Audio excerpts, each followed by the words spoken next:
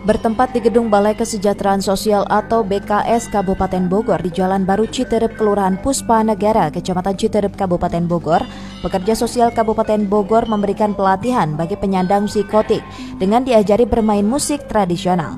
Meski irama musik yang mereka bawakan asal pukul dan iramanya tidak karuan, akan tetapi para penyandang psikotik ini begitu menikmati dan bahkan ada yang sampai bernyanyi meski tidak disuruh oleh sang pelatih.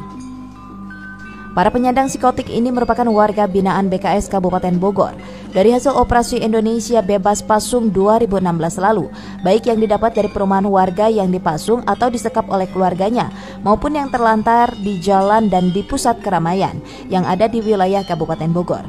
Dan setelah dirawat di Rumah Sakit Marzuki Mahdi untuk perawatan, mereka dikembalikan ke Pemkab Bogor dan saat ini ditampung di Balai Kesejahteraan Sosial Kabupaten Bogor untuk pemulihan.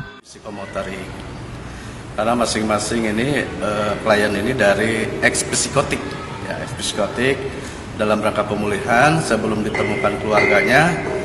Kita ada latihan musik ini seminggu 2 kali, ya, supaya mereka mengingat masa lalu, ya, supaya psikomotoriknya kebangun. Penyandang psikotik yang masih ditampung di BKS ini merupakan warga yang belum diketahui keluarganya dan susah mengingat pribadinya. Bahkan mengingat nama mereka pun tidak tahu, apalagi daerah asalnya, hingga petugas harus telaten membimbing mereka untuk mengingat kembali masa lalunya. Dari Citerep, Kabupaten Bogor, Edi Junaidi melaporkan untuk Dinamika.